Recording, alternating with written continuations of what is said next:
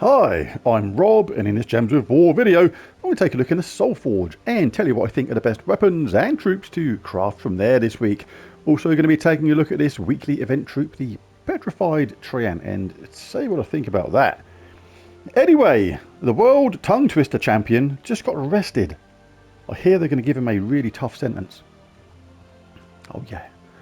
Anyway, this weekly glory troop, the Petrified Triant, let's take a look at this. Elemental Construct, explodes 3 good gargoyle gems and then gains magic +1 attack and armor. Interesting spell.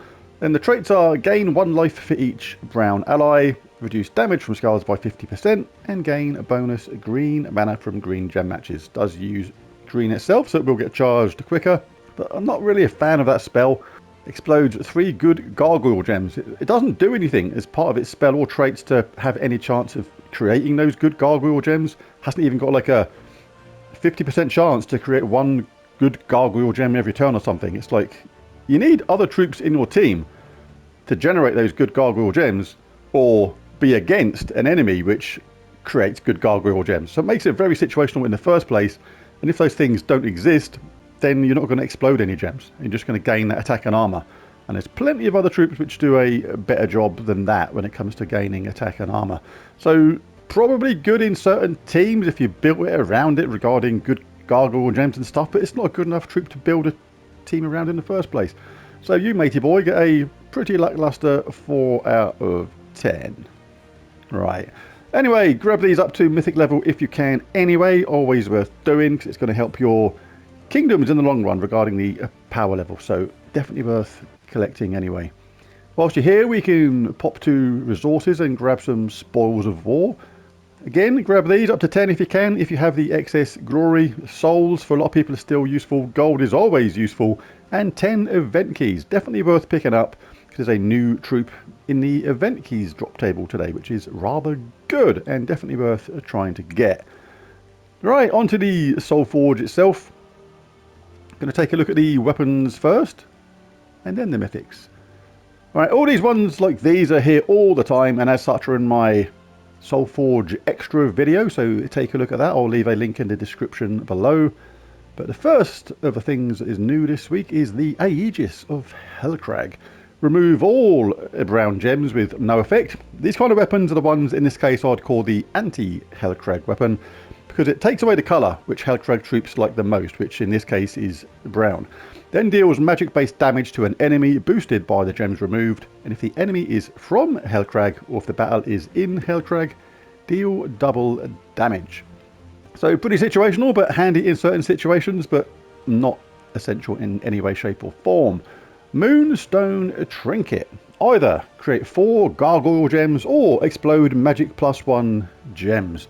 Not a fan of these kind of things that do a random thing or one or the other. Like, if you've got your team, normally you want to know what's going to go on, not leave it to random chance. Creating 4 gargoyle gems is one thing, and exploding 42 gems or magic +1 gems is a completely different thing entirely. So yeah, not a fan of that. More collectible than anything if you need more weapons for the kingdom to get it progressed, things like that. Watchful Blade.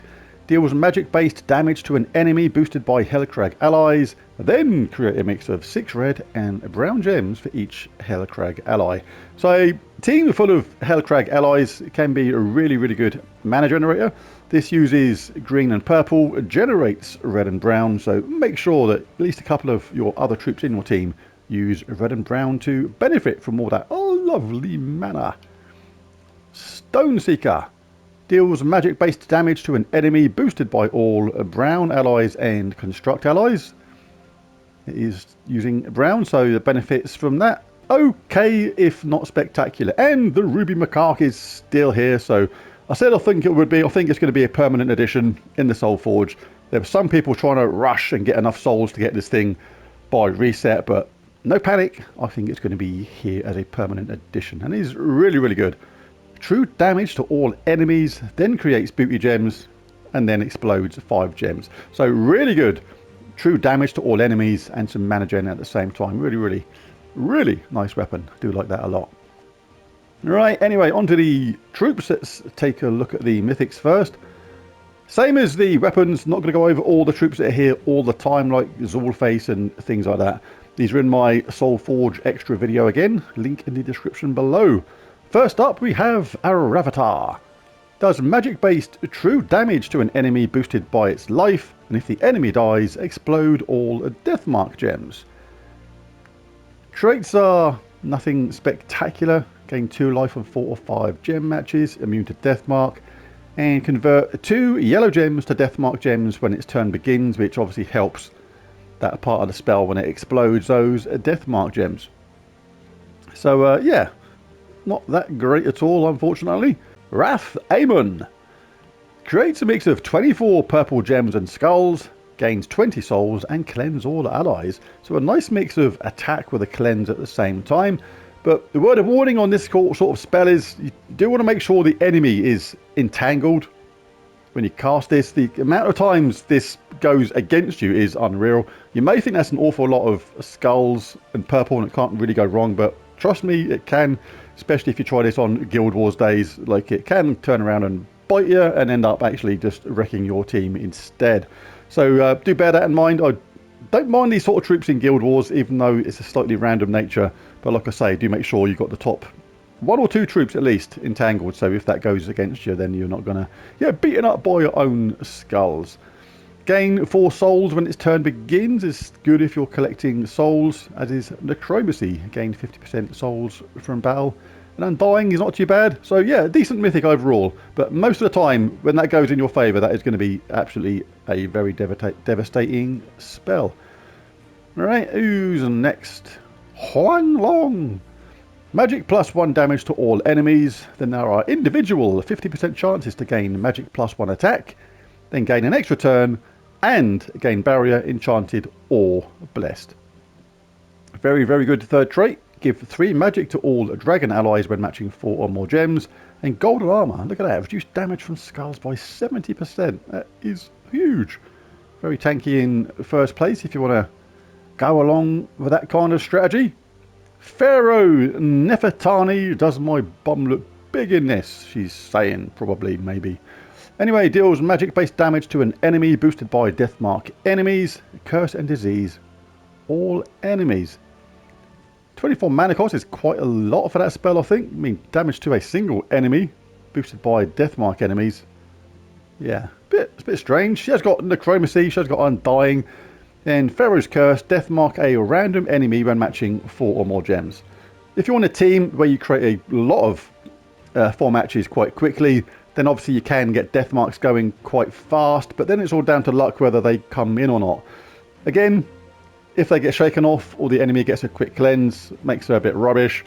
If you get lucky and some of those death marks come in really fast, then it'd make it good. But it's, yeah, too much luck based on the death mark for me on that. And there's a lot of enemies now immune to death mark, so yeah, not that fantastic.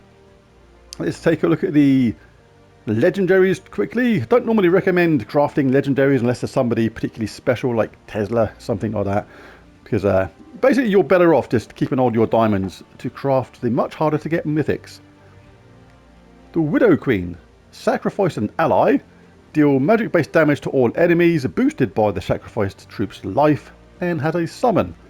So get rid of one of your own troops, do damage to all enemies, and then basically replace them with somebody else. Umber Wolf does a magic based damage to the first 2 enemies, then place Hunter's Mark and Death Mark on them, then transform into a Nosferatu. Nothing too fantastic about the traits. Stealthy can be useful, but create a Darkstorm at the start of every turn is pretty good. That's purple. So on a purple based team, that is a good excuse to generate plenty of purple. Artemis explodes a row. Does magic based damage to the 2 weakest enemies boosted by ally centaurs, and yeah, okay set of traits. Gaining 3 to all skills if in first position, 50% chance to ignore armor with skull damage, and 40% chance to dodge skull damage. Goblin King. Remove all gems of a chosen color with 0 effect, gains a little bit of life boosted by the gems removed, and summon a goblin and gain the standard goblin extra turn. Gain 20 life if in last position is not too shabby. No one too fantastic in the summoning stones, but have a look through them anyway, see if you're missing anybody, and maybe open a few of them if you're missing some of them troops to make sure you fill up your roster of unowned troops. Anyway, who gets my Mythic of the Week? It's not going to be Aravatar, it's not that great. Huanglong's pretty decent. Pharoah Nefertani, nah. It's only going to go to Rath Amon, really. Absolutely different level to the rest of the troops here, I think. Much, much better than the rest of them. Creates a mix of 24 purple gems and skulls, gains souls, cleanses all allies, gets some more souls as well. Really handy if you need them. So Rath Amon comfortably gets my Mythic of the Week this week. If you enjoyed this video, why not bash that like and subscribe button? It really does help. But most of all, thanks for watching. I'll be back later on with my epic trials videos and other ones at the same time. But thanks for watching, and I'll catch you again next time. Bye for now.